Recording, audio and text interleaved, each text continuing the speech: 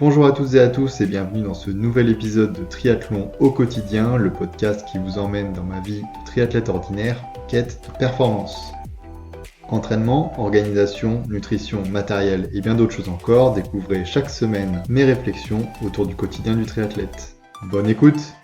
Bonjour à toutes et à tous et bienvenue dans ce 8e épisode de Triathlon au quotidien. Aujourd'hui on va parler vélo, progression, indicateur de performance et ce à la lumière du déroulement de ma semaine d'entraînement, de cette semaine d'entraînement. Je vais donc d'abord revenir sur cette fameuse semaine, comment elle s'est déroulée, puis je rentrerai un petit peu plus dans les détails de mes séances de vélo et principalement de ma séance de FTP et surtout de comment je compte gagner à peu près 30%, soit 90 watts sur ma FTP en un an.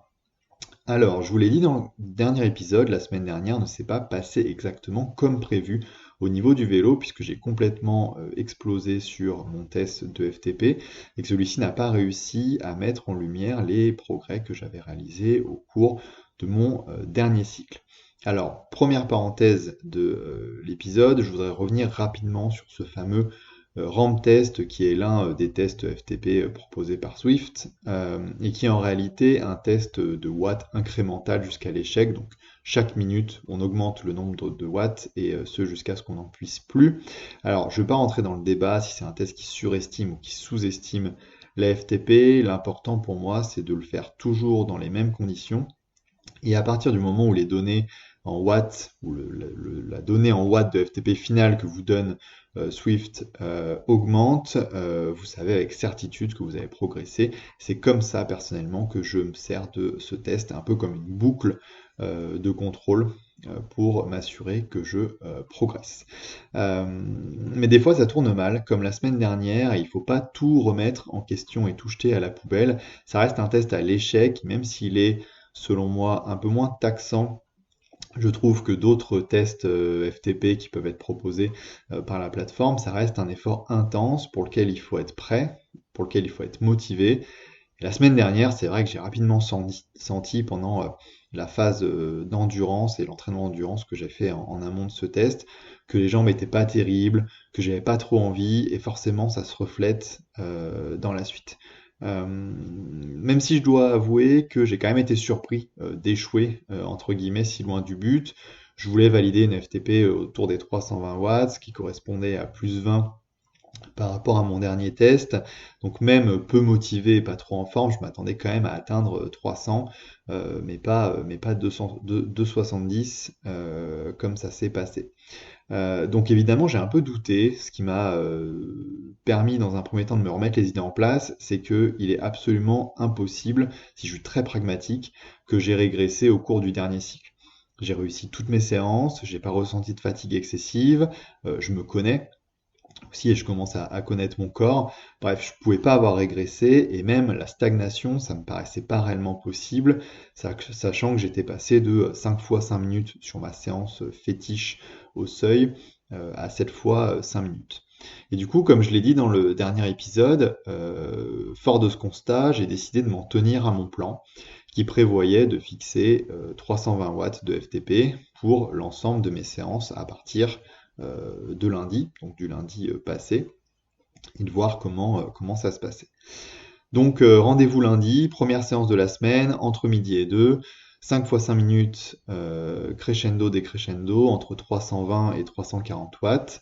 Alors restez bien jusqu'à la fin de l'épisode, puisque là je vous parlerai plus longuement de cette séance et je détaillerai un petit peu pourquoi je la fais et comment je la fais. En attendant, restons focalisés sur ce qui s'est passé. Échauffement ok, les jambes pas ouf, mais pas aussi pire que la semaine dernière. Premier 5 minutes qui passent assez bien, même si je sens quand même que je suis investi dans l'effort. Deuxième 5 minutes dans la douleur, mais j'arrive au bout, pas complètement épuisé, on va dire. Troisième 5 minutes, je tiens 1 minute 30, et là, explosion. Donc je skip l'intervalle, j'essaie de récupérer un peu, j'essaie de me remobiliser, de me remotiver. J'essaye du coup de refaire et de repartir sur un 5 minutes, et là pareil au bout d'une minute à peine ça casse, et du coup l'entraînement passe pas. Donc là gros doute, je comprends pas trop pourquoi ça veut pas passer, et là il va falloir faire des choix, parce que on a déjà un indicateur la semaine dernière qui nous dit que Finalement, est-ce qu'on finalement on a progressé? Bon, bah, l'indicateur dit que non. On attaque la semaine à 320, ça passe pas. Et puis c'est pas le moment, voilà, à 4 mois de la course, d'aller dans le mur à chaque séance, c'est pas possible. Donc il faut se poser les bonnes questions. Mais en même temps, je suis tiraillé parce que je le sais, et depuis le premier épisode, que j'ai pas beaucoup de marge au niveau de ma progression si je veux atteindre mes objectifs, et c'est particulièrement vrai sur le vélo. Donc, j'en viens à ce qui, selon moi, est hyper important dans la planification de l'entraînement, c'est ces fameux indicateurs de performance. On a tendance à se fier beaucoup aux séances intenses. J'ai réussi ma séance de seuil, j'ai pas réussi ma VMA, etc. Mais il faut bien voir que c'est des séances très exigeantes et qui, au moindre grain de sable dans le rouage, parce qu'on a eu une mauvaise journée, parce qu'on a mal dormi, parce qu'on a du stress au travail, c'est des séances qui peuvent dérailler. Et donc ça doit pas être notre seul indicateur. Donc avant de mettre mon 320 watts de FTP à la poubelle, je me suis proposé à moi-même, je fais un pacte avec moi-même, d'attendre la suite des séances parce que mardi, mercredi et jeudi, j'avais planifié des séances d'endurance et d'aérobie dont les intervalles sont calculés en fonction de ma FTP puisqu'on oscille entre 65% et 70% de FTP pour positionner les endurances. Et donc du coup, ces séances, elles peuvent s'avérer très révélatrices parce qu'elles sont censées être faciles. Et donc on va vite se rendre compte si oui ou non elles sont trop intenses et que ma FTP à 320 watts est surévaluée. Du coup, séance de mardi, endurance classique, un peu dur au niveau des jambes, mais c'est aussi normal parce qu'on prend 20 watts on prend 20 watts sur les intervalles par rapport à la semaine d'avant, mais le cœur reste ok, autour des 140 BPM, qui est mon BPM en endurance fondamentale. Donc le premier contrôle, ok, ça passe. Mercredi, endurance active, ça va mieux au niveau des jambes, cœur entre 145 et 150, ce qui correspond aussi à ce que j'ai l'habitude de voir en endurance active. Deuxième contrôle, ok. Jeudi, pareil, endurance, 140 BPM et même un peu en dessous. Donc mon corps, en fait, ce qu'il me dit là, c'est que ce wattage à 210-200 watts, bah, c'est de l'endurance pour moi. Et ça veut dire que ma FTP, telle que je l'ai positionnée à 320, elle n'est pas complètement à côté de la plaque. Donc c'est possible, et ça reste possible qu'elle soit un peu surévaluée, ce qui expliquerait que le lundi soit mal passé. Mais si c'est surévalué, ça l'est pas de beaucoup. En tout cas, sinon mon corps il réagirait pas comme ça en endurance. Donc j'ai décidé de ne pas y toucher et en fait d'être juste plus progressif. 5 fois 5 minutes pour démarrer, c'était peut-être un peu ambitieux, surtout si j'ai légèrement surévalué la valeur. Et donc j'ai décidé d'être plus progressif et de considérer en fait que lundi je devais faire 2 fois 5 minutes, ce que j'ai réussi du coup. Petit trick d'esprit pour transformer une séance ratée en une séance réussie. Et en fait, je réattaque la semaine prochaine avec avec un 3 fois 5 minutes, etc., etc. Donc en fait, j'arriverai à mon 7 fois 5 minutes, un peu limite haute, dans 5 semaines au lieu de dans 2 semaines. Donc évidemment, ça retarde un peu les plans, mais je dirais que l'important, c'est quand même de progresser, de continuer à progresser. Euh, et c'est pas parce qu'on voit un petit ralentissement cette semaine ou ces quelques semaines qui vont arriver que ça va pas aller mieux. La prépa, c'est aussi des hauts, mais c'est aussi des bas. Et d'ailleurs, j'ai aussi pris conscience, parce que j'y ai pas mal réfléchi, qu'à 320 watts, je dois quand même pas être très loin de mon maximum ever sur Zwift et j'en suis finalement pas très loin. Alors je sais pas combien je faisais quand j'étais pur cycliste dans ma jeunesse, je peux pas comparer parce que j'avais pas de capteur de puissance à l'époque, mais depuis que je mesure mes watts, depuis que je fais de l'entraînement avec un home trainer connecté, j'arrive au maximum de ce que j'avais atteint à la faveur du confinement en 2020, puisque j'avais dû atteindre entre 320 et 330, j'ai plus la valeur exacte, mais pas plus. Donc c'est pas anodin non plus d'atteindre cette valeur et c'est pas surprenant du coup que je commence à sentir des signes de ralentissement dans la progression. Donc évidemment on va pas s'arrêter là, je compte encore progresser et exploser mon record pour atteindre la meilleure forme de ma vie sur le vélo. D'autant plus que j'ai re-regardé le profil de la course cette semaine en Autriche et je reste quand même assez dubitatif sur ce que cela coûte en termes d'investissement de sortir 36-37 de moyenne sur un tel parcours vallonné. Donc voilà, il ne faut pas s'endormir.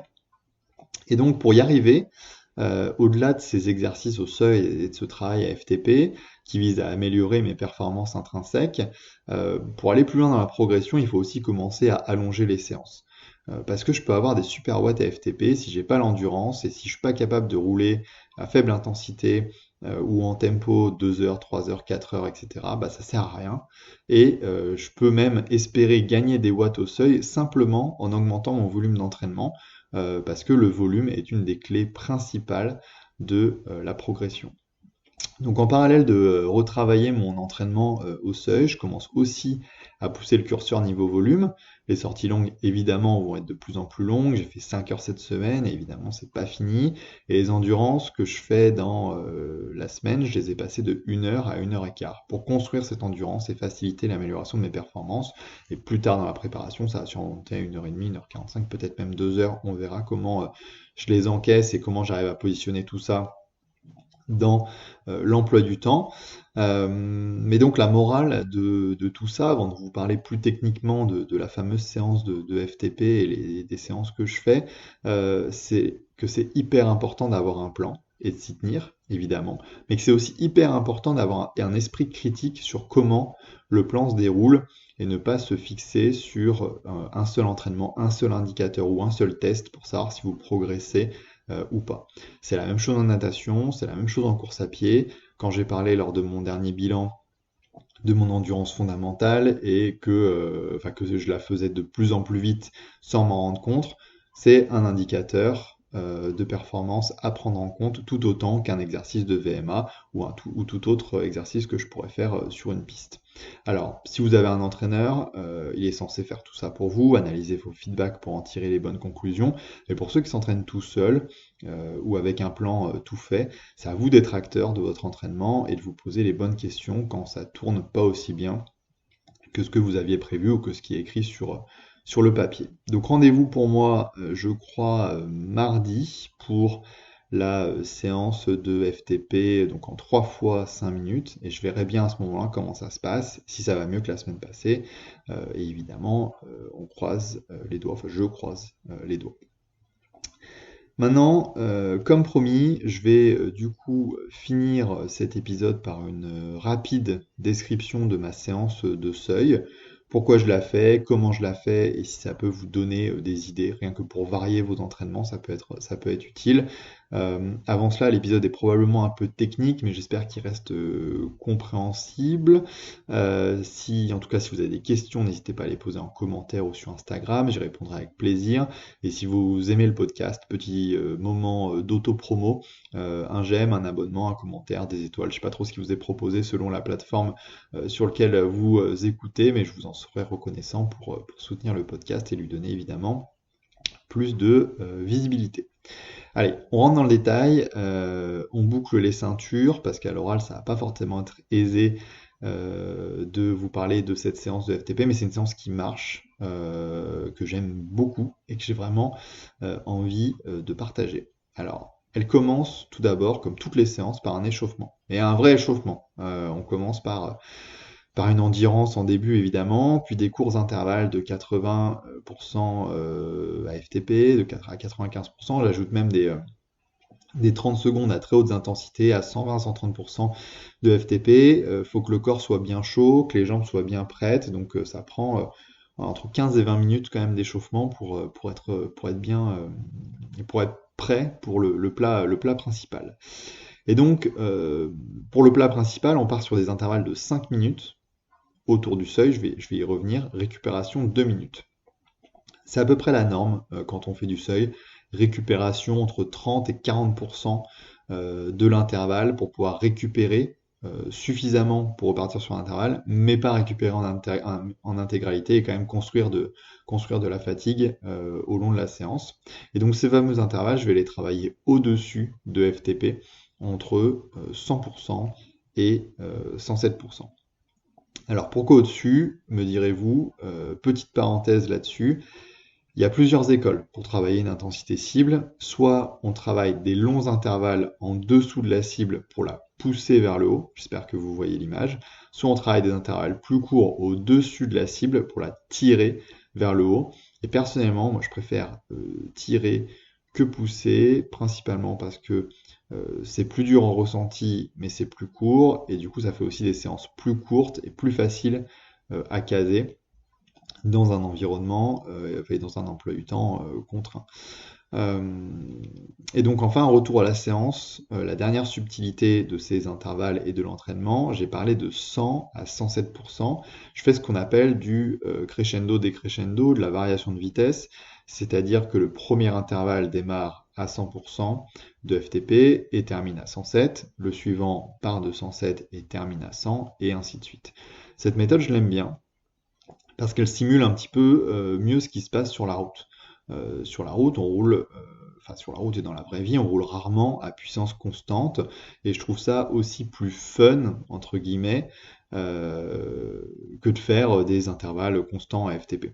Le fait d'avoir une variation fait qu'on est concentré sur la variation dans un sens ou dans l'autre, et je trouve ça moins monotone comme entraînement, et psychologiquement ça a un petit intérêt, chacun a son avis, mais il y a toujours un intervalle sur deux qu'on va trouver plus facile. Certains préfèrent faire la partie dure en premier et finir sur du plus facile et sentir que la résistance se détend au fur et à mesure de l'intervalle, et d'autres préfèrent faire démarrer un peu plus mollo, on va dire, et tout mettre à la fin, ça dépend. Moi, il y a des jours je préfère l'un et des jours je préfère l'autre, ça dépend un petit peu comment je suis luné. Et donc on finit, après le nombre d'intervalles X que vous allez faire en crescendo, décrescendo sur du coup un 5 minutes actif, 2 minutes de récupération, par un retour au calme en endurance entre 5 et 10 minutes selon le temps que vous avez. Et donc pour terminer, donc là j'en ai fini finalement pour la séance, donc c'est pas très compliqué. Simplement, le fait de travailler au-dessus de votre FTP, si on en revient à ce nombre d'intervalles X, ça veut dire que vous travaillez entre votre FTP, qui est votre puissance critique 60 minutes, et votre puissance critique 20 minutes, qui est elle environ égale à 95% de la FTP.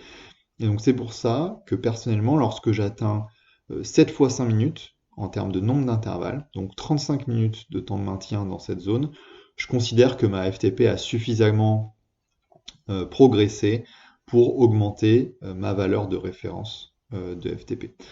Sur la méthodologie, je pense qu'on pourrait peut-être aller un petit peu plus loin, un petit peu plus haut, faire du 8 x 5, du 9 x 5 pour être sûr vraiment qu'on a ou pour aller pousser la progression à son maximum, pousser les curseurs au maximum, mais ça commence à faire des séances vraiment longues, vraiment difficiles. Le 7 x 5 minutes, il est quand même assez complexe à passer. Donc à 4 mois de l'échéance et de la course pour l'instant, je vais pas jusqu'à ces niveaux-là. À 7 x 5 minutes, je considère que je peux augmenter la valeur et repartir de plus bas, voire même de bien plus bas, puisque j'ai réattaqué à 2 x 5 minutes, et demain je ferai mardi je ferai du 3 x 5 minutes. Mais qui sait, d'ici le mois d'avril, en fonction de la progression, on verra si je me lance dans une séance où j'irai jusqu'à 40, 45 minutes, 50 minutes de temps de maintien éventuellement. On verra si j'irai pousser, jusque-là. J'espère que ça a été clair, j'espère que vous prendrez du plaisir en testant cette séance, et évidemment qu'elle vous fera progresser. Je vais conclure ainsi cet épisode. Merci à nouveau de l'avoir suivi. J'espère que ça vous aura plu et que vous en aurez tiré des enseignements sur la partie vélo. Je ferai probablement le même type d'épisode sur les autres sports, même si je m'y connais un peu moins, étant cycliste natif, on va dire. Je vous souhaite une excellente semaine et je vous dis à très bientôt. Ciao.